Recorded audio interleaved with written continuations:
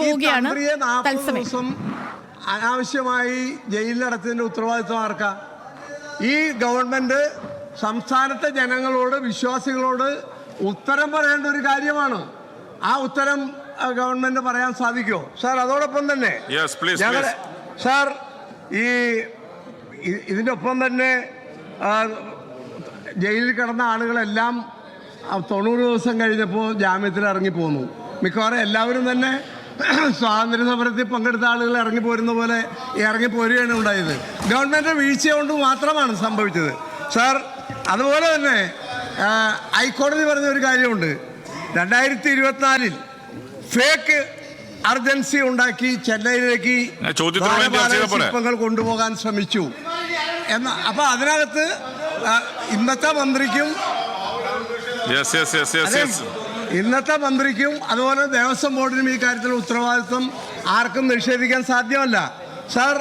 അതുപോലെ CPM നേതാക്കന്മാരുൾപ്പെടെ ജയിലിലായപ്പോൾ ഗവൺമെൻറ്റുമായി ആചാര ലംഘനത്തിൻ്റെ കാര്യത്തിലും യുവതീ പ്രവേശനത്തിൻ്റെ കാര്യത്തിലും സഹകരിച്ചില്ല.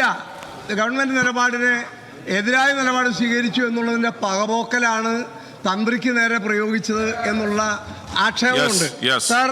സ്വർണ്ണക്കൊള്ളയുമായി ബന്ധപ്പെട്ട് ദേവസ്വം മന്ത്രി രാജിവെക്കണം. അതുപോലെ തന്നെ SITയിൽ മുഖ്യമന്ത്രിയുടെ ഇടപെടൽ അവസാനിപ്പിക്കണം എന്നുള്ള ആവശ്യത്തിൽ ഞങ്ങൾ ഉറച്ചു നിൽക്കുകയാണ്. ഇന്ന് സഭ അവസാനിക്കുന്ന ദിവസമാണ് സാർ. ഈ മന്ത്രി രാജിവെച്ചാൽ എത്ര സ്മൂത്തായി ഈ മന്ത്രിസഭ കൊണ്ടുപോകും. ഈ സഭാ സമ്മേളനം നമുക്ക് അവസാനിപ്പിച്ച് പോകാൻ സാധിക്കും. അതല്ലെങ്കിൽ മുഖ്യമന്ത്രി അദ്ദേഹത്തെ ഒഴിവാക്കിയാൽ പോരെ.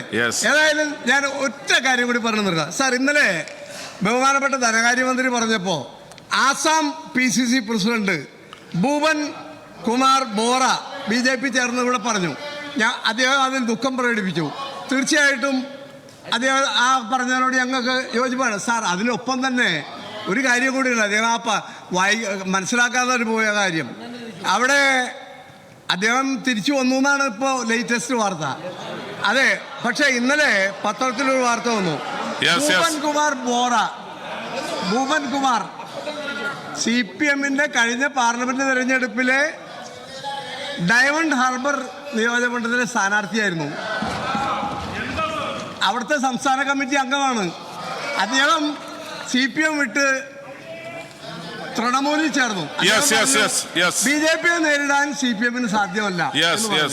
സാർ, ഞങ്ങൾ ഈ സഭാ നടപടികളിൽ സഹകരിക്കും എന്നൊരിക്കൽ കൂടി അറിയിക്കും.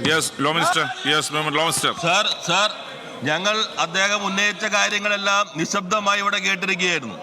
അതുകൊണ്ട് ഞങ്ങൾ പറയുന്ന കാര്യങ്ങളും കേൾക്കാനുള്ള പ്രാഥമികമായ മര്യാദ അദ്ദേഹം ഇപ്പോൾ സഭയിൽ 2 ദിവസമായി ലീഡ് ചെയ്യുകയാണ് പ്രതിപക്ഷത്തെ.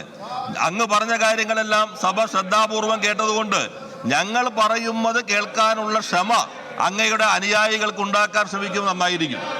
സാർ, അദ്ദേഹം ശ്രദ്ധിക്കേണ്ട ഒരു കാര്യം ഇന്നലെയും ഈ സഭയിൽ ഞാൻ സൂചിപ്പിക്കുകയുണ്ടായി. സാർ, ഇതിനകത്തൊരു ചട്ടം 63 ഉണ്ട് സാർ. ചട്ടം 63 അദ്ദേഹത്തിന് അറിയാവുന്നതാണ്. ചട്ടം 63 എന്ന് പറഞ്ഞാൽ സാർ, മന്ത്രിസഭയ്ക്കെതിരായ അവിശ്വാസ പ്രമേയം സാർ, ഈ പ്രതിപക്ഷം ഈ വെല്ലിലിരുന്നും അവിടെ ഇരുന്നും ആവശ്യപ്പെടുന്നതും അങ്ങിപ്പോ വളരെ വിനയത്തോടു കൂടി ആവശ്യപ്പെട്ടതും മന്ത്രി രാജിവെക്കണം, മന്ത്രിസഭയ്ക്കകത്തുള്ള അവിശ്വാസം നിങ്ങൾക്ക് ഈ 5 വർഷം സാർ ധൈര്യപൂർവം ഒരു അവിശ്വാസം ഈ സഭയ്ക്കകത്ത് കൊണ്ടുവരാൻ കഴിഞ്ഞോ? എന്തേ നിങ്ങൾ ഈ നിയമസഭയുടെ ഈ ചട്ടം ഉറപ്പു നൽകുന്ന അവിശ്വാസ പ്രമേയം കൊണ്ടുവരാൻ ധൈര്യമില്ലാതെ പോയത്? അവര് കാരണം അവിശ്വാസ പ്രമേയം കൊണ്ടുവന്നാൽ തുറന്നു കാട്ടപ്പെടുന്നത് ഭരണപക്ഷമായിരിക്കില്ല, തുറന്നു കാട്ടപ്പെടുന്നത് പ്രതിപക്ഷം മാത്രമായിരിക്കും. സാർ, ഇപ്പൊ അദ്ദേഹം ഒരു മന്ത്രി രാജിവെക്കണമെന്ന് പറഞ്ഞല്ലോ. ഞങ്ങൾ ഇപ്പൊ 5 വർഷം പൂർത്തീകരിക്കാൻ പോവുകയാണല്ലോ സാർ. ഞങ്ങൾ ഈ നിരന്നിരയ്ക്കുന്ന മന്ത്രിമാരുണ്ടല്ലോ, ഞങ്ങളിൽ ആരുടെയെങ്കിലും പേരിൽ ഈ 5 വർഷത്തെ നിയമസഭയിൽ നിങ്ങൾക്കൊരു അഴിമതി ആരോപണം കൊണ്ടുവരാൻ കഴിഞ്ഞോ?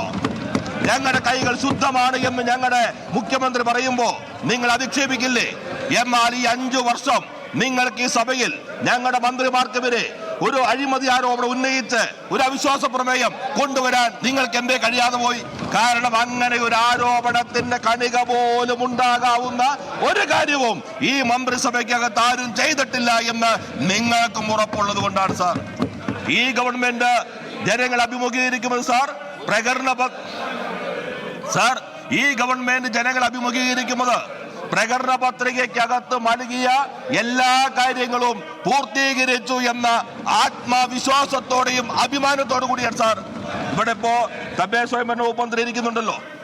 ഇന്ന് ബഹുമാനായ മുഖ്യമന്ത്രി 5 ലക്ഷം വീടുകൾ കേരളത്തിൽ പൂർത്തീകരിക്കുന്ന പ്രഖ്യാപനം നടത്തുകയാണ്. നിങ്ങളുടെ വീടുകളല്ല സാർ. രാഹുൽ ഗാന്ധി എന്ന് പറയുന്ന വയനാടിന്റെ മുൻ MP, ഇപ്പോ മറ്റൊരു മണ്ഡലത്തെ പ്രതിനിധീകരിക്കുന്ന MP, പ്രിയങ്ക ഗാന്ധി എന്ന വയനാടിന്റെ MP, 1 രൂപ അവിടത്തെ വയനാട് ദുരന്തത്തിന് നൽകാൻ കഴിഞ്ഞോ? ഇടതുപക്ഷത്തിന് MP മാർ നൽകിയില്ലേ?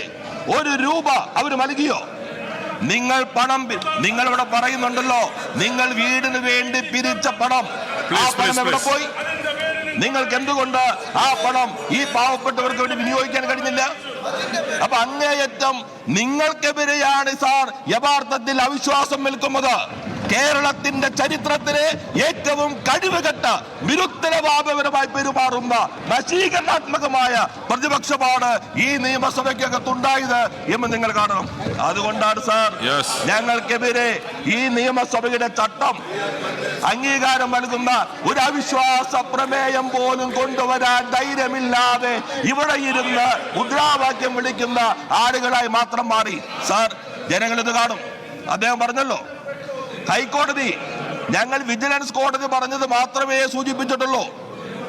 സാർ, ഗവൺമെന്റ് ഞങ്ങൾ പലതവട്ടം സൂചിപ്പിച്ചു, ഈ നിയമസഭയ്ക്കകത്ത് തന്നെ അവതരിപ്പിച്ചു. ഡിവിഷൻ ബെഞ്ചിന്റെ മേൽനോട്ടത്തിൽ നടക്കുന്ന അന്വേഷണം. ആരാ തന്ത്രിയെ കുറിച്ച് പറഞ്ഞത്? നിങ്ങൾ BJPക്ക് സംഭാവന ചെയ്ത ഒരാളുണ്ടല്ലോ, KS രാധാകൃഷ്ണൻ. അങ്ങേക്ക് നന്നായിട്ട് അറിയാലോ, നിങ്ങൾ സംഭാവന ചെയ്ത ആളാണല്ലോ KS രാധാകൃഷ്ണൻ. അദ്ദേഹം എന്താ തന്ത്രിയെ കുറിച്ച് പറഞ്ഞത്?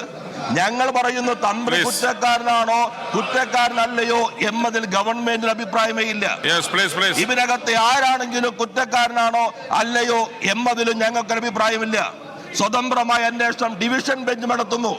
അങ്ങയുടെ അഭിപ്രായത്തിൽ ഹൈക്കോടതിക്ക് മുകളിലുള്ള സുപ്രീം കോടതിയാണോ വിജിലൻസ് കോടതി?